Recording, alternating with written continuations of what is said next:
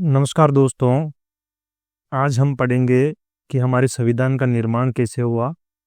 देखिए, पूर्ण स्वराज्य की मांग बहुत टाइम पहले से उठने लग गई थी और पूर्ण स्वराज्य के साथ साथ कि यहाँ के संविधान का निर्माण भी हम खुद करेंगे अपने अनुसार, और इसका निर्माण कौन करेगा? संविधान सभा। तो इसकी मांग भी उठने लगी। तो आज सबसे पहले हम पढ़ना शुरू करेंगे संविधान सभा के बारे में और पूरा संविधान कैसे बना उसके बारे में।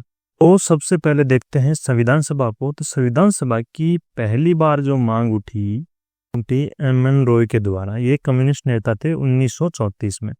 उसके बाद में कांग्रेस ने भी 1935 में अपनी ओर से मार डाली और 1938 में जवाहरलाल नेहरू ने मांग कर दी कि हम वयस्क मताधिकार से बूढ़े लोगों से वोट लेके संविधान सभा का निर्माण करेंगे। ब्रिटिश सरकार इसके लिए क्या कर रही है? ब्रिटिश सरकार 1940 में अगस्त प्रस्ताव लेके आई, जिसमें ये क्या बोल रही कि हम डोमिनेट स्टेटस दे देंगे आपको। तो ये रिजेक्ट कर दिया गया। 1942 में क्रिस प्रस्ताव आया, ये बोल रही साहब आपको पाकिस्तान नहीं देंगे हम लोग। तो मुस्लिम लीग भी यहाँ से खारिज हो गई। 1946 में क्या हुआ, जब कैबिनेट मिशन आया तो इन्होंने क्या बोला कि चलो ठीक है, पाकिस्तान तो नहीं देंगे लेकिन मुस्लिम लीग को हम ठीक ठाक संतुष्ट कर डालेंगे। तो भाई सब लोग मान गए कि हाँ, संविधान सभा का निर्माण तो होना चाहिए और संविधान का निर्माण भी होना चाहिए। तो अब हम संविधान सभा के बारे में देखते हैं। इसके चुनाव होने को आए 1946 में। संविधान सभा का कुल कितनी सीटें बनी? इसमें 389 सीटें तैयार की गई, 389 सीट तैयार की गई, जिसमें से 296 सीट कहाँ से आ रही है? ब्रिटिश क्षेत्र से। 93 सीट कहाँ से आ रही है? जो रियासतें थी वहां से आ रही थी। और ब्रिटिश भारत में भी कहाँ से? 11 जो गवर्नर बैठते थे वहां, और 4 जहाँ चीफ कमिश्नर बैठते थे, 4 वहां से। तो ये 296 भी किससे कैसे आ रही है? 292 से और 4 कमिश्नर क्षेत्र से, और 292 गवर्नर क्षेत्र से आ रही है। और 93 जो थी सीटें वो आ रही है रियासतों से। ये टोटल सीटें डिवाइड कर दी उन्होंने। सीटों का आवंटन कैसे किया गया कि 10 लाख पर एक सीट तैयार कर दी। मुस्लिम लीग को और सिखों को अलग रखा गया और एक सामान्य डाल के बाकी सामान्य कैटेगरी में डाल दिया। इस हिसाब से सीटों का उन्होंने बंटवारा कर दिया कि समुदाय के हिसाब से ये सीटें हमें मिलेंगी। ठीक है, अब चुनाव प्रक्रिया कैसे रही उनकी? चुनाव प्रक्रिया कैसे रही कि जो देखो 93 जो सीटें थी रियासतों वाली, ये तो क्या करते, जो रियासतों के ऊपर राजा थे या प्रमुख थे वो क्या करते, नामांकित करते इनको। ठीक है, तो चुनाव कौन सी सीटों पे है? 296 वाली सीटों। और 296 वाली सीटों पे चुनाव कैसे हुए कि ये थी प्रांत वाली सीटें। तो क्या थी, प्रांतों में क्या थी, वहां विधानसभा हो गई थी। तो विधानसभा के जो सदस्य थे वो इन चुनाव करके इनको भेज रहे थे। ठीक है, तो अपन क्या देख रहे हैं कि चुनाव तो हो रहा है पर अप्रत्यक्ष रूप से। कैसे हो रहा है? जैसे आज के समय में राज्यसभा के सदस्य हम देखते हैं, जैसे स्टेट में क्या होती है विधानसभा, और वो क्या कर रहे हैं, उनके सदस्य किसको बना के भेज रहे हैं? राज्यसभा के सदस्यों को चुनाव में हिस्सा ले रहे हैं। तो राज्यसभा के सदस्यों में जैसे ये हिस्सा ले रहे हैं, वैसे विधानसभाओं के सदस्यों ने इन सदस्यों का चुनाव करके भेज दिया। ठीक है, तो लास्ट में जाके परिणाम क्या निकला 1946 में कि 208 सीटें तो मिली किसको? कांग्रेस को। और मुस्लिम लीग को कितनी मिल गई? 93 सीटें, और 15 सीटें मिल गई अन्य को। और रियासतों वाली जो सीटें थी, तो रियासतों ने बोला कि हम लोग तो अलग ही रहेंगे, नहीं भेजेंगे। तो उनका तो कोई नहीं आया था, आज से वो सीटें रिक्त रह गई थी। लेकिन 296 सीटें किस प्रकार बटी? 296 में 208 सीटें कांग्रेस, 73 सीटें मुस्लिम लीग और 15 सीटें अन्य। टोटल कितनी होगी? 296 सीटें। और भाई साहब मुस्लिम लीग को आ गया गुस्सा। तो मुस्लिम लीग क्या बोल रही है कि हमें होना है दत्तक। तो मुस्लिम लीग ने इसका कर दिया बहिष्कार। तो ये पहली बैठक में आई नहीं। और बैठक होती है 9 दिसंबर 1946 की संविधान सभा की पहली बैठक, जिसमें टोटल 211 सदस्य ही उपस्थित होते हैं। स्थायी अध्यक्ष बनाया गया डॉक्टर सच्चिदानंद सिन्हा को, और उसके बाद में स्थायी अध्यक्ष बना दिया किसको? डॉक्टर राजेंद्र प्रसाद को। पहले स्थायी बनाया कौन? सच्चिदानंद सिन्हा। उसके बाद में स्थायी अध्यक्ष कौन बना? राजेंद्र प्रसाद। और उपाध्यक्ष बने 2, S.C. मुखर्जी और V.T. कृष्णमाचारी। ये 2 उपाध्यक्ष बने। याद रखना कितने उपाध्यक्ष थे? 2 उपाध्यक्ष। तो ये थी संविधान सभा की संरचना। एक महत्वपूर्ण बात याद रखने वाली, गांधी जी संविधान सभा के हिस्सा नहीं थे। बाकी सब मोटे मोटे आदमी उस टाइम संविधान सभा के हिस्सा थे, बाकी सिवाय किसके, महात्मा गांधी के। ठीक है, तो मुस्लिम लीग क्या हो गई, इससे अलग हो गई। बैठक होती है और उस टाइम प्रस्तुत किया जाता है सबसे ऐतिहासिक चीज, वो है उद्देश्य प्रस्ताव। क्या था उद्देश्य प्रस्ताव में? जवाहरलाल नेहरू ने प्रस्तुत किया।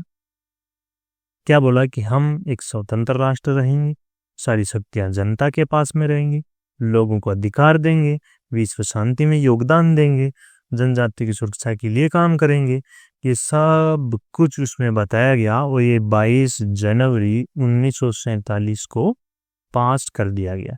और ये उद्देश्य प्रस्ताव है क्या, ये आज की जो संविधान सभा है उसका आधार बना क्या, उद्देश्य प्रस्ताव।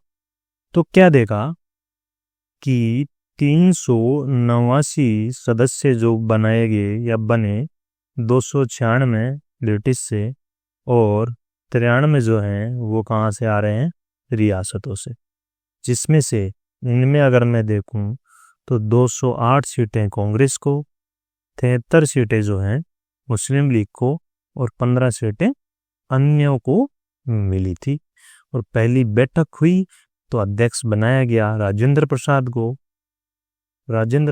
को, जबकि अस्थायी अध्यक्ष किसे बनाया गया था, सच्चिदानंद सिन्हा। ठीक है, और 2 उपाध्यक्ष बने, एक तो मुखर्जी साहब और एक कृष्णमाचारी साहब। ठीक है, आगे देखते हैं अपन।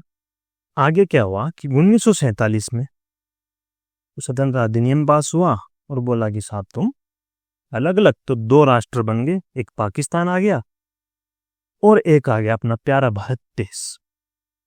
तो अब संविधान सभा के पास क्या काम रहा कि संविधान सभा जो पहले ये सोच रही थी कि भाई हम लोग क्या कर रहे हैं, संविधान का निर्माण कर रहे हैं, पर जो देश बनने से वहां की विधायिकी कानून व्यवस्था लागू करने का काम भी किसके पास में आ गया, संविधान सभा के पास में।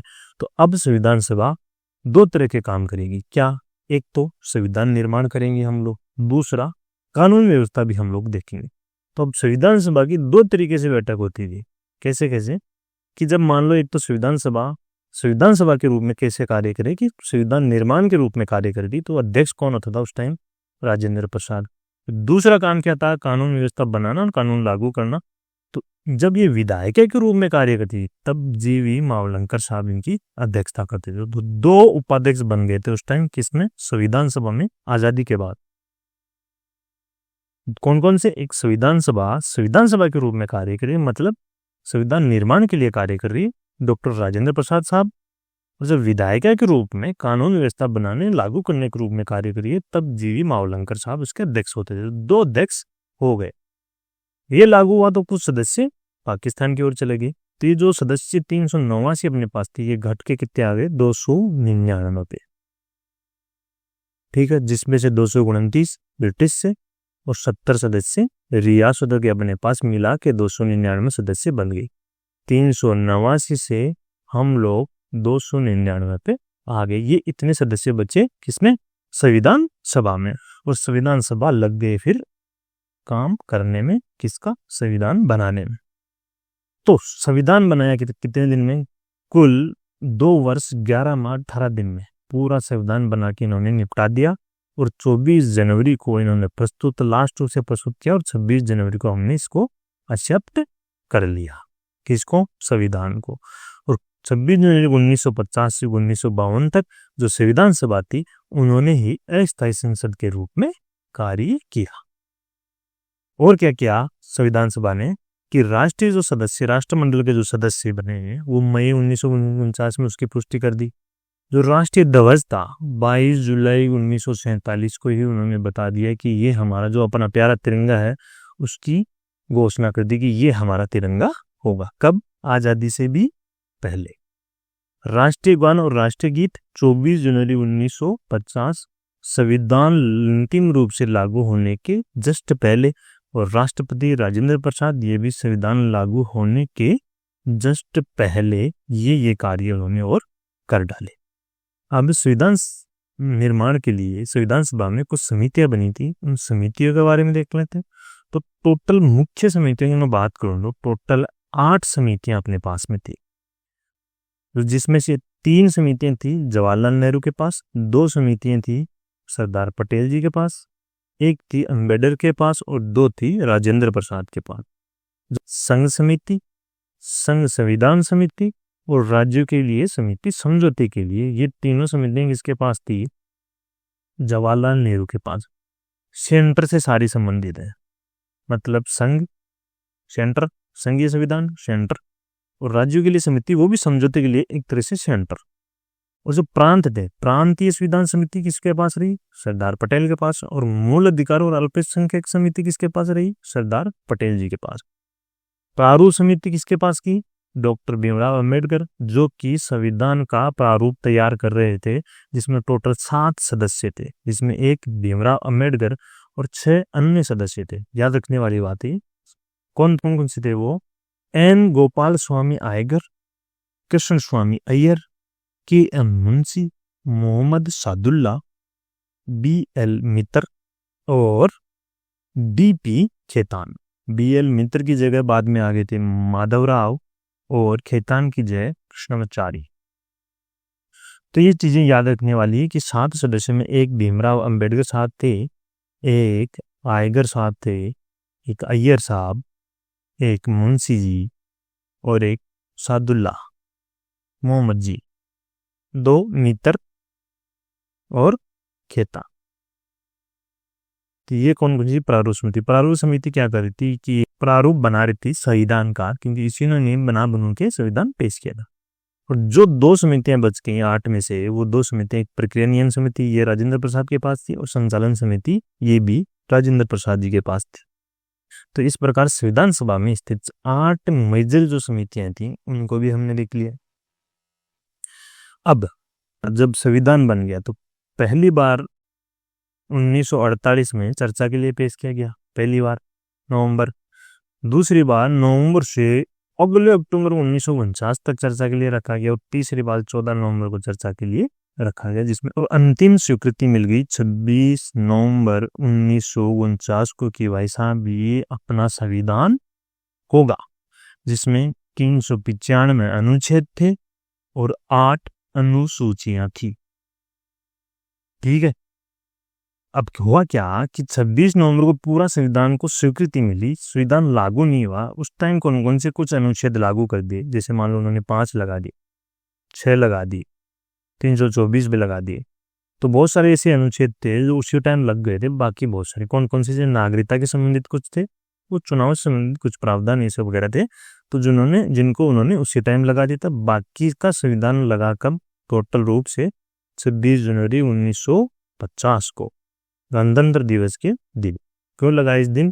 क्योंकि 1929 में हमने क्या की, लाहौर अधिवेशन में कांग्रेस ने घोषणा कर दी थी कि 26 जनवरी 1930 से हम स्वतंत्रता दिवस बनाएंगे, और उन्होंने मनाना शुरू कर दिया था। तो संविधान को इसी दिन लागू किया गया और इसे गणतंत्र दिवस बोला गया। आगे कुछ अतिरिक्त जानकारी कि संविधान सभा ने हाथी को प्रतीक के रूप में काम किया, एक मोहर के रूप में, और प्रेम बिहारी नारायण राजदा ने इसको सुलेखित किया, इसको लिखा। हिंदी की बात करें तो वसंत कृष्ण वेद ने लिखा, जबकि शुरू में प्रावधान नहीं था। 98वां संविधान संशोधन 1987 में आया। ठीक है दोस्तों, तो चलिए मिलते हैं नेक्स्ट क्लास में।